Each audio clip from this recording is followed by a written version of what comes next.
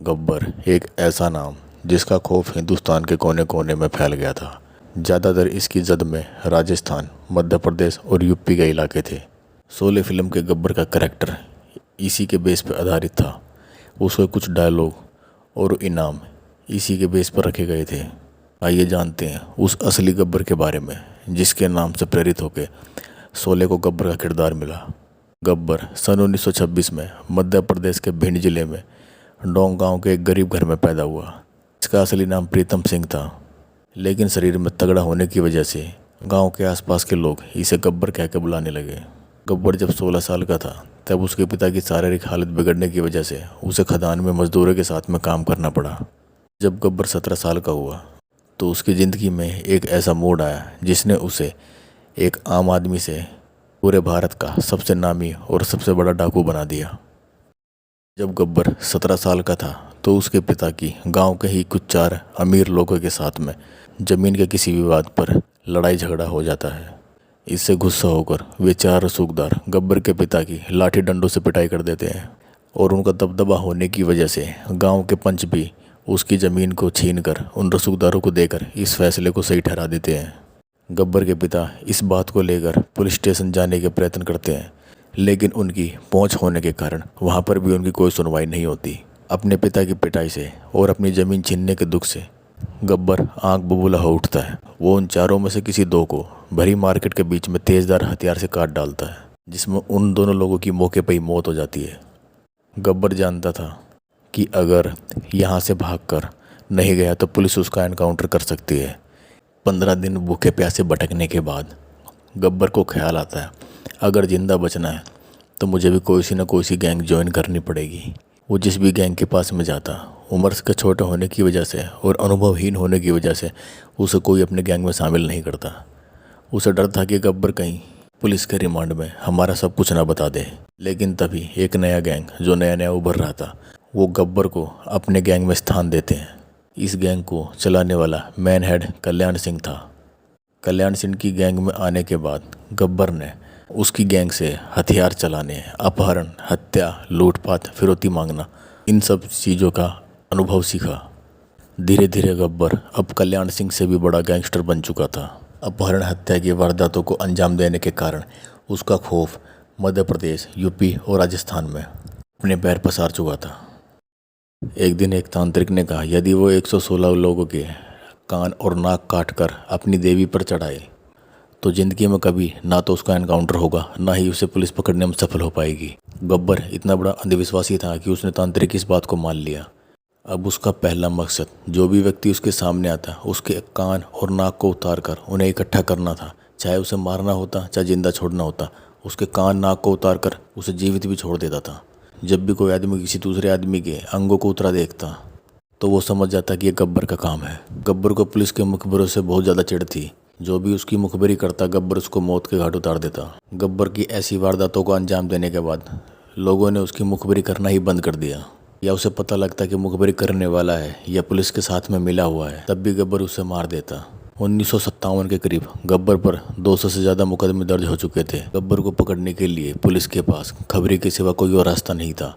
जब गब्बर सरेआम उन खबरियों को मार देता तो पुलिस ने सोचा कि क्यों न बच्चों को खबरी बनाया जाए। गब्बर की नज़र उन पर नहीं पड़ती और जब भी गब्बर गांव में आता है तो बच्चे उसको अक्सर ज़रूर देखते हैं। फिर पुलिस ने कुछ बच्चों को तैयार किया जो गब्बर के गांव में आने के बाद उसकी हर एक मूवमेंट की जानकारी पुलिस को देते थे। जब गब्बर को इस बात की भनक लगी कि पुलिस बच्चों से खबरी का काम करवा रही है तो उसने बच्चों को ठिकाने लगाने के लिए, गाँव वालों को सबक सिखाने के लिए करीब 21 बच्चों को गोलियाँ मारकर गाँव के बाहर फेंक दिया था। अब तक गब्बर के अपराध एक अपराध बनकर रह गए थे, लेकिन बच्चों के साथ होने वाली घटना ने पूरे देश में बड़ी हवा पकड़ ली और ये खबर किसी बड़े तूफान की तरह बड़ी जल्दी पूरे देश में फैल गई। उस टाइम हमारे प्रेसिडेंट पंडित जवाहरलाल नेहरू थे। जब उनको ये खबर पता लगी तो वे एकदम चौंक गए। फिर उन्होंने रातों रात तत्काल एक मीटिंग बुलाई। उसमें सभी बड़े अफसरों को बुलाकर पूछा ये गब्बर कौन है। बच्चों की मृत्यु से आहत होकर पंडित जवाहरलाल नेहरू ने गब्बर के खात्मे के आदेश जारी कर दिए। जब शोले फिल्म में ये डायलॉग बोला जाता है कि गब्बर चाहिए जिंदा या मुर्दा, इस पर दर्शक बहुत सारी तालियां बजाते थे। लेकिन ये डायलॉग वास्तव में मध्य प्रदेश के सीएम कैलाश नाथ काटजू ने पहली बार बोला था। पंडित जवाहरलाल नेहरू ने उस टाइम एमपी के सीएम पर बहुत ज़्यादा दबाव बनाया और कहा, ये गब्बर कोई भी हो, मुझे किसी भी हालत में इसका शव चाहिए। सीएम पर दबाव बनाने के बाद उन्होंने एक स्पेशल टास्क फोर्स का गठन किया। उस टाइम एमपी के सीएम पर इतना दबाव डाला गया कि उन्होंने गब्बर पर 50,000 का इनाम रख दिया। गब्बर अपने ही गैंग के लोगों से पूछता था कि सरकार ने उस पर कितना इनाम रखा है। बाद में इस इनाम को बढ़ाकर 1,10,000 कर दिया गया था। सीएम के कड़े आदेश के बाद एसटीएफ की टीम जंगल में ही डेरा लगा देती है। उस टीम को 26 साल का एक डीएसपी लीड करता है। 3 साल तक जंगल में पड़े रहने के बावजूद भी गब्बर का कोई पता नहीं लगता है। एक दिन किसी शक के आधार पर गब्बर अपने ही गांव के कुछ घरों में आग लगा देता है। गांव के लोग अपना घर छोड़कर सुरक्षित जगह पर भाग जाते हैं, लेकिन एक घर में एक 5 साल का बच्चा रुका रह जाता है। आग इतनी तेज होती है कि उस बच्चे को बचाने की कोई कोशिश नहीं करता। उस टाइम 26 साल के डीएसपी उस बच्चे को बचाने की हिम्मत करते हैं और उस आग लगी झोपड़ी में अंदर जाकर उस बच्चे को बचा के बाहर निकाल लाते हैं। यह देखकर गांव वालों का हौसला बढ़ जाता है और डीएसपी उनसे रिक्वेस्ट करते हैं कि एक बार हमें गब्बर का पता दे दीजिए और बदले में हम आपको गब्बर से निजात दिलाएंगे। डीएसपी के इस हौसले को देखकर गांव वालों में कुछ हौसला आता है और वो गब्बर का पता देने के लिए राजी हो जाते हैं। एक दिन जिस बच्चे को डीएसपी ने बचाया, उसी का ही पिता डीएसपी को खबर देता है कि आज गब्बर इस हाईवे से जाने वाला है। 13 नवंबर 1959 को डीएसपी और आईजी रुस्तम अपनी एसटीएफ टीम को उस हाईवे पर तैनात कर देते हैं जहां से गब्बर जाने वाला था।